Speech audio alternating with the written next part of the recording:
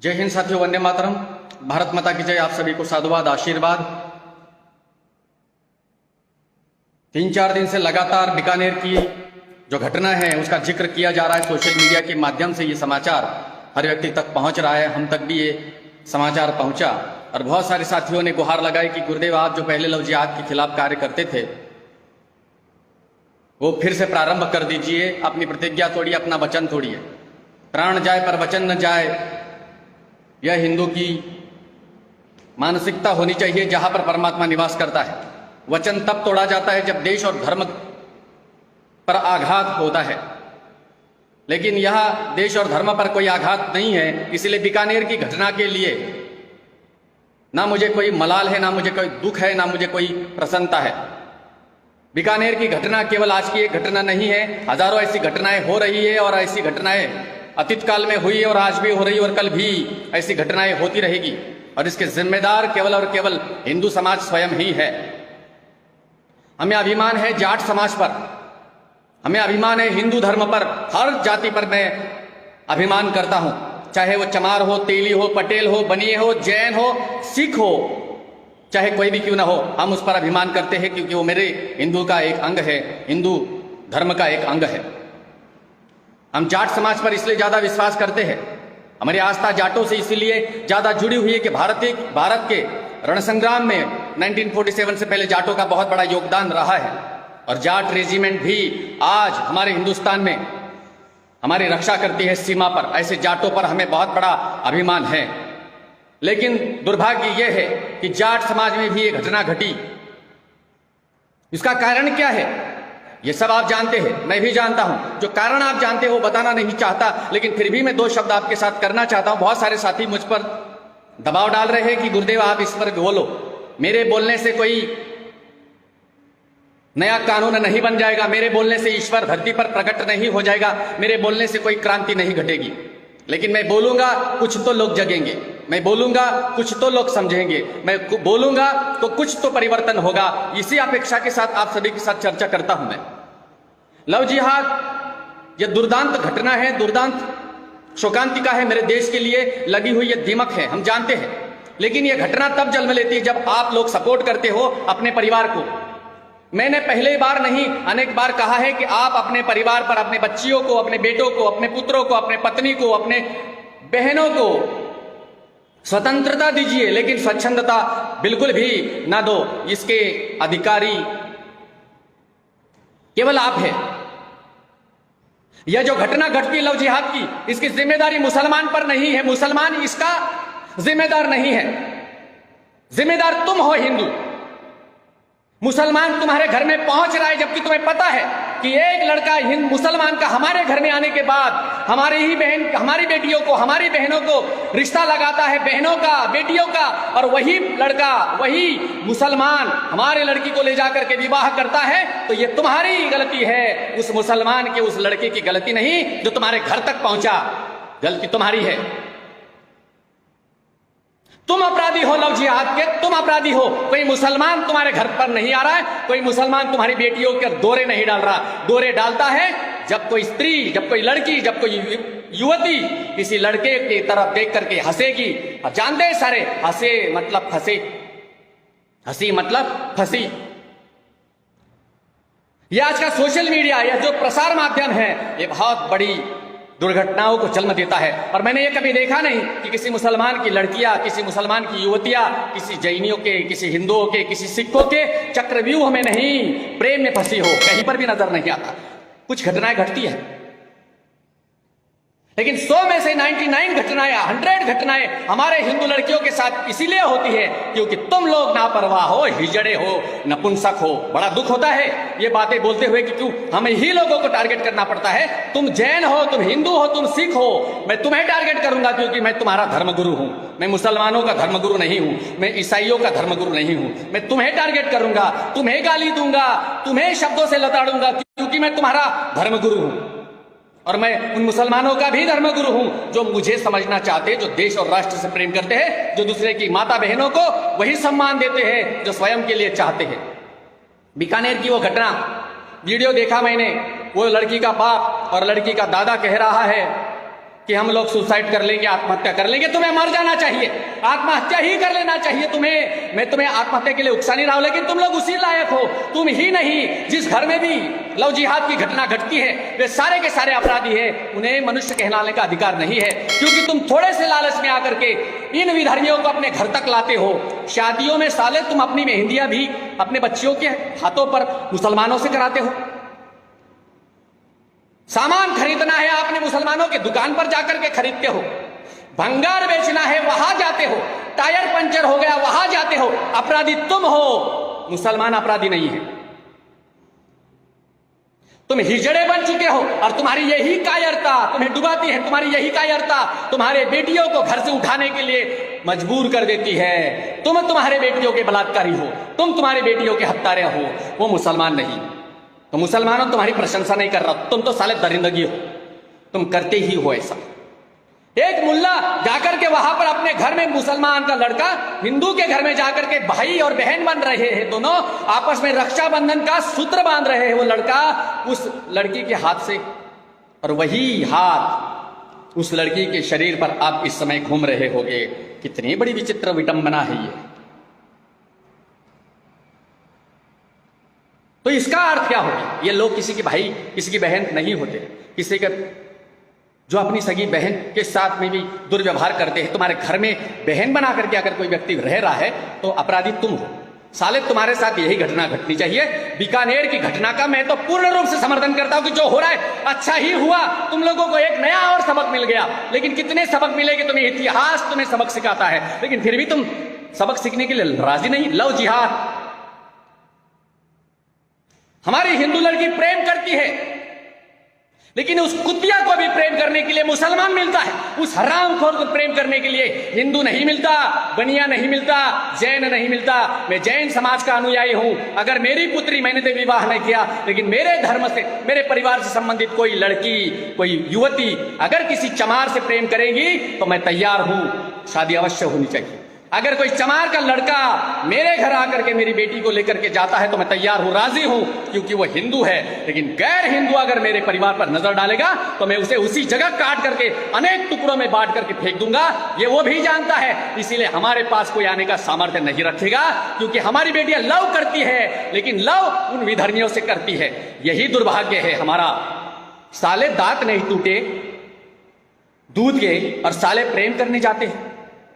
और तुम हिंदू इतने नालायक हो, तुम्हारे को जगाने का जो प्रयास करता है तुम उसकी आवाज बंद करने का प्रयास करते हैं। ऐसे कई लोग देख रहा हूं मैं सोशल मीडिया में भी, साले दांत नहीं टूटे हैं और बड़ी बड़ी बातें करते हैं फेसबुक पर। एक लड़की है छोटी, मैं उसका नाम नहीं लेना चाहूंगा, 15-16 साल की है, दांत टूटे नहीं अभी मुंह में से दूध के। कभी झांसी की रानी बन करके आती है, कभी गेटअप बना करके आती, कभी भगवा पहन करके आती है। ऐसी शब्दों में बोलती है जैसे सारी जानकारी है उसके पास। एडविना के साथ सोने वाले नेहरू जी आपको एड्स हो गया था, ऐसे शब्द। एक 15 साल की लड़की जिसको अकल तक नहीं है एड्स क्या होता है, वासना क्या होती है, सेक्स क्या होता है, इसकी जानकारी है जिस लड़की को नहीं है, वो आकर के फेसबुक पर बड़े बड़े तुर्रम जैसी बातें करती है। और यही लोग फिर सोशल मीडिया में अपनी बकवाद करके अपना परचम लहराने के बाद फिर उसका दुरुपयोग करते हैं। सावधान हो जाओ हिंदुओं, जिसका जो कार्य है वही कार्य उसको करना चाहिए। 15 साल की बच्ची है, दूध टूटे, दूध के दांत नहीं टूटे, और वो तुम्हें जगाने की बात करती है। अरे तू खुद तो पढ़ाई कर ले पहले। मैं सन्यासी हूं, मेरा धर्म है आपको जगाना, मेरा धर्म है यही राष्ट्र नीति जागृत करना, मेरा कार्य वो मैं करूंगा। लेकिन तुम लोग मूर्ख हो, ऐसे लोगों के अकाउंट पर जाकर के उन्हें प्रमोट करते, उनके वीडियो शेयर करते, उनके फोटो शेयर करते। ऐसे कई बकवाद लोग देख रहा हूं मैं, जिनके वजह से इन्हें केवल अपना नाम चाहिए। ये ऐसे मुद्दे पर हाथ नहीं डालेंगे। तो मैं यही कहूंगा, बीकानेर की इस घटना पर मेरा कोई विरोध नहीं, कोई समर्थन नहीं, और मैं लव जिहाद के खिलाफ कभी भी आवाज नहीं उठाऊंगा। ये मेरा भाषण केवल इसलिए है क्योंकि दिल की आग है और आपको मैं समझाना चाहता हूं। मैं ये नहीं बोलता कि बीकानेर की उस लड़की को न्याय, अरे न्याय क्या, अन्याय हुआ ही नहीं उसके साथ। कैसा अन्याय, कैसा न्याय। महंत हर्षद भारती स्वामी जी वंदे मातरम, उसके साथ कोई न्याय, उसका बाप बोलता है कि न्याय मिलना चाहिए मेरी बेटी को, हमको न्याय मिलना चाहिए। कैसा न्याय, अपराधी तू है। एक मुल्ले को अपने घर में ला करके उसी के हाथों पर अपनी बेटी के हाथ से राखी बांध रहा है, उसको घर में खाना खिला रहा है, कुत्ते की औलाद साला पेट छुआ रहा है, और वही लड़का तेरी बेटी को लेकर के जा रहा है, शादी कर रहा है, विवाह कर रहा है, निकाह कर रहा है, और अब तू रो रहा है सोशल मीडिया में अपनी जात और अपनी जाति का ढिंडोरा पिटवा करके मेरी रक्षा करो। तो नहीं, तेरी रक्षा कोई नहीं करेगा, तू तेरी रक्षा खुद कर।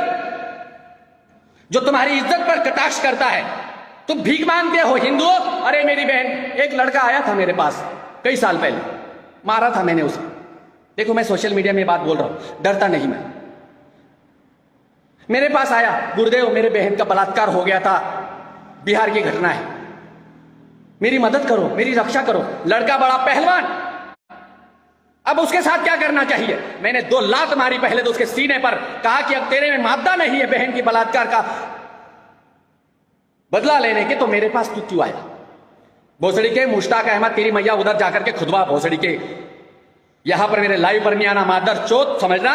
मैं हिंदुओं का जगह था, तेरी सालों तुम लोग अपनी मरवाओ मत मुझसे, ये बाबा बड़ा सही नहीं है, ध्यान रखना। मेरे से लड़ने की औकात तुम्हारी किसी के भी नहीं है, सामने आ जाए ना तो टुकड़ों में बांट दूं तुम्हें।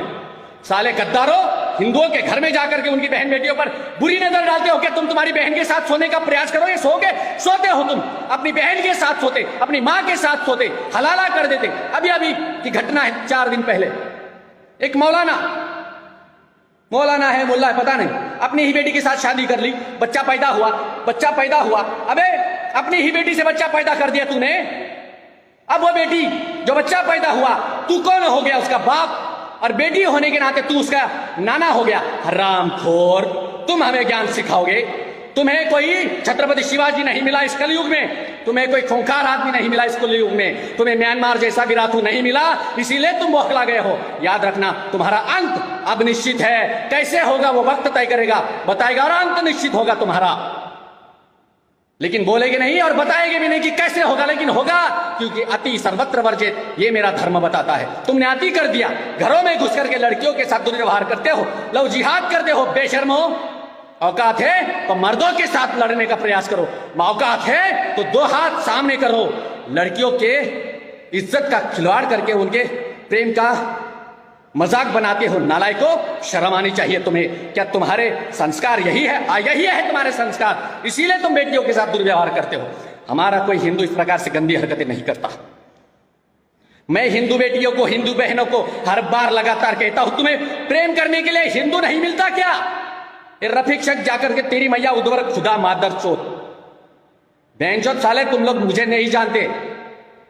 पहले मेरे बारे में स्टडी करो, मैं क्या काम करता हूं, उसके बाद सालों मेरे को गाली देना यहां। और तुम गाली दोगे तो मुझे कोई फर्क नहीं पड़ेगा, तुम्हारी मैया खुदवा दूंगा। साले फेक आईडी बना करके अपनी खुदवाने आते हो, साले दुराचारी पापियों। तुम्हारा काम क्या है हिंदुस्तान में? जब हिंदुस्तान में 1947 पर आजाद हुआ मेरा देश हिंदुस्तान, मुसलमान और हिंदुओं के नाम पर, तो तुम यहां खुदवा क्यों रहे हो? साला मेरे देश का दुर्भाग्य, यहां नेता नहीं मिला उत्कृष्ट जो मेरे देश का संचालन सही ढंग से कर सके। आज योगी आदित्यनाथ मिला,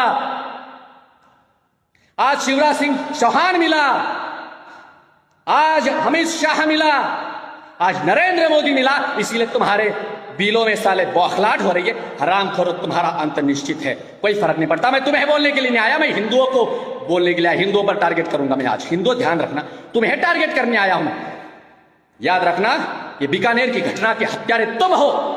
जो लड़की, हिंदू की लड़की, जैनियों की लड़की इन हरामखोरों से लव कर रही है, और लव के बाद ये जिहाद करते हैं, ये प्रेम करती है, प्रेम के फूल बरसाना चाहती है, गुलाब का फूल लेकर के जाती है उसके पास, लेकिन नीचे जो कांटे बिछे हुए हैं, लोग कांटों की तैयारी करते हैं। इसके अधिकारी वो लड़की है। इसलिए बीकानेर की जो घटना घटी है ना, इसके लिए न्याय की कोई जरूरत नहीं है। न्याय तो परमपिता परमात्मा करता है। तुम कौन से जज बन बैठे हो?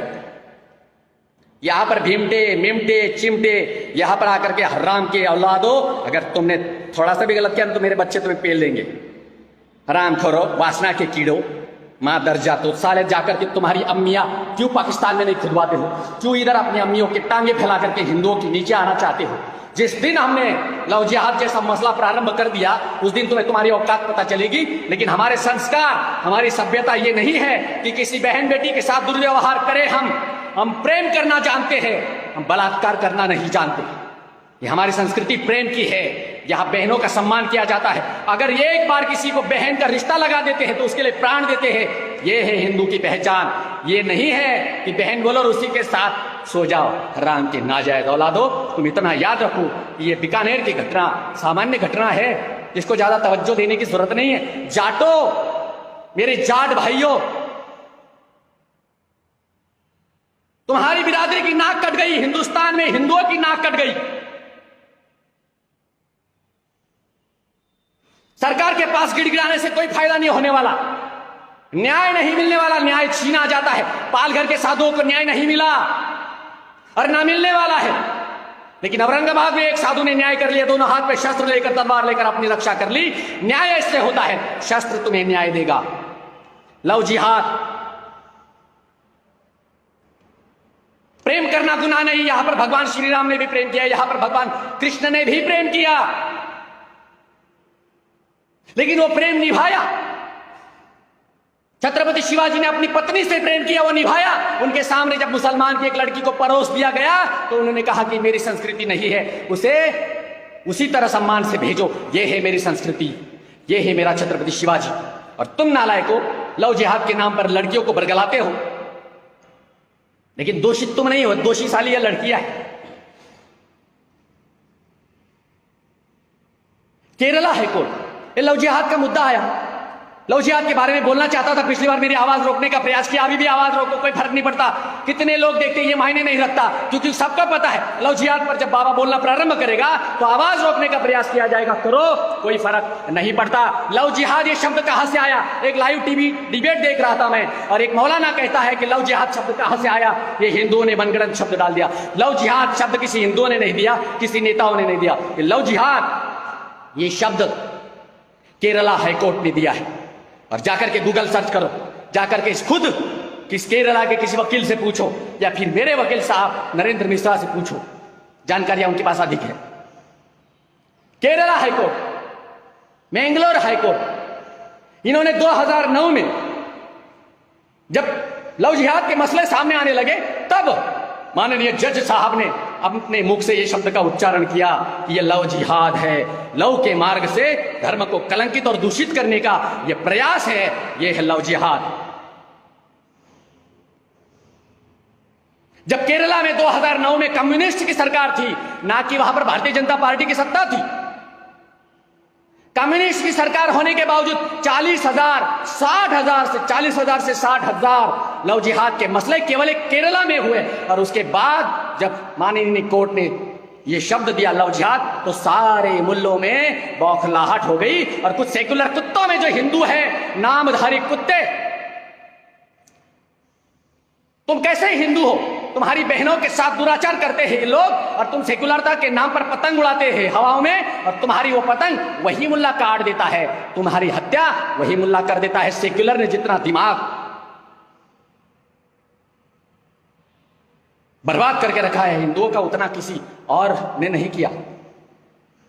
यूनाइटेड किंगडम, वहां पर भी 60,000 केसेस हुए हैं। शायद आपको इसके बारे में जानकारी नहीं होगी। 60,000 केसेस यूनाइटेड किंगडम में, यूके में लव जिहाद के हुए, तब जाकर के ये शब्द मिला लव जिहाद का। उसके पहले लव जिहाद का शब्द था ही नहीं। और इसी कारण म्यांमार से विराथू ने मार मार करके ये भगाया, और नाम भी कैसा, म्यांमार। देखिए परमात्मा की कैसी, प्रकृति की कैसी लीला होती है। म्यांमार, मियांमार, बहुत सारे लोग म्यांमार बोलते ही नहीं, मियांमार बोलते हैं। तो हिंदू तुम्हें जागना होगा। अगर तुम नहीं जागे तो तुम्हारे घर में भी हर लड़की मुल्ले के साथ नजर आएगी। फिर रोना मत। इतिहास में जोहर शब्द आता है, समझने का प्रयास करना। ज्यादा नहीं बोलूंगा, बोलने की जरूरत क्या है, कितना बोले, कितनी आवाज उठाए, कितना गला फाड़े, लेकिन फिर भी तुम समझने को राजी नहीं होते। अपनी बहनों को, अपनी बेटियों को उत्कृष्ट संस्कार नहीं देना चाहते। उसे एप्पल का मोबाइल थमाओगे, उसे स्कूटी ला करके दोगे, उसकी अय्याशियों की सारी सामग्रियां उपलब्ध कराओगे, लेकिन उसके संस्कार नहीं दोगे। फिर वो जाकर के किसी मुल्ला के साथ, मौलाना के साथ हम बिस्तर नहीं होगी, तो और क्या करेगी? अपराधी तुम हो। इतिहास में जोहर शब्द आता है, और मुसलमानों में, इस्लाम में मेहर शब्द आता है। समझने का प्रयास करना, क्योंकि तुम्हें रुचि नहीं लगेगी इस शब्दों को सुनने में।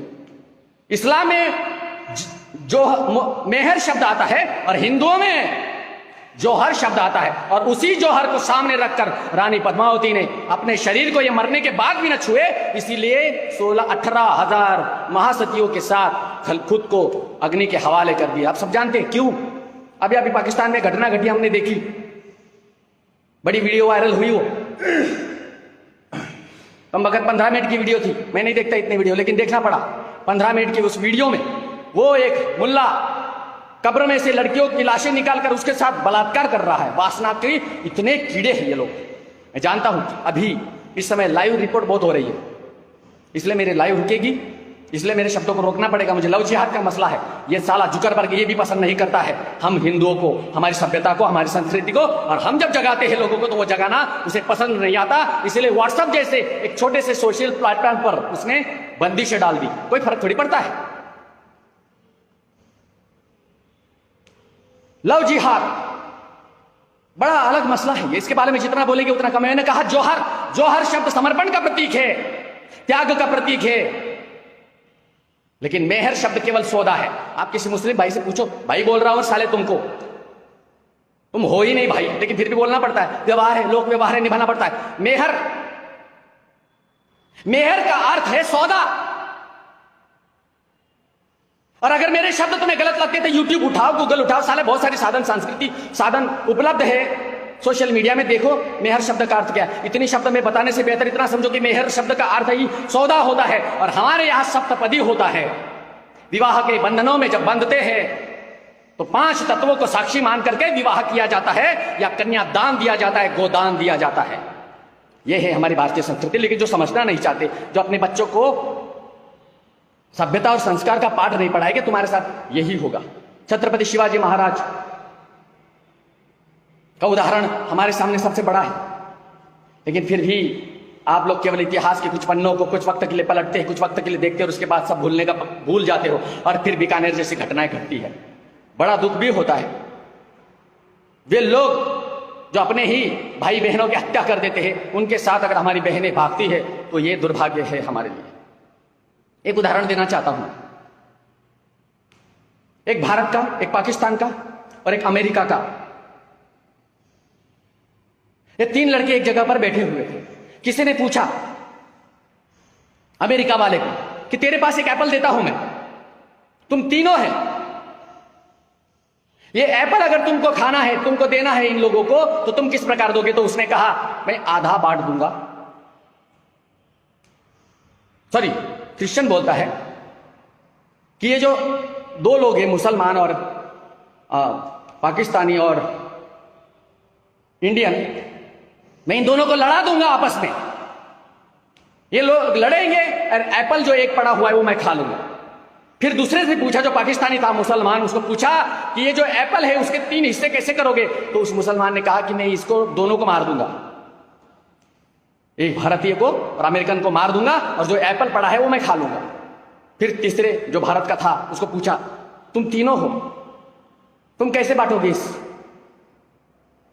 एप्पल को? तो उसने कहा कि मैं 3 हिस्से बराबर बराबर करूंगा और हम तीनों उसको खा लेंगे। ये है हमारी संस्कृति।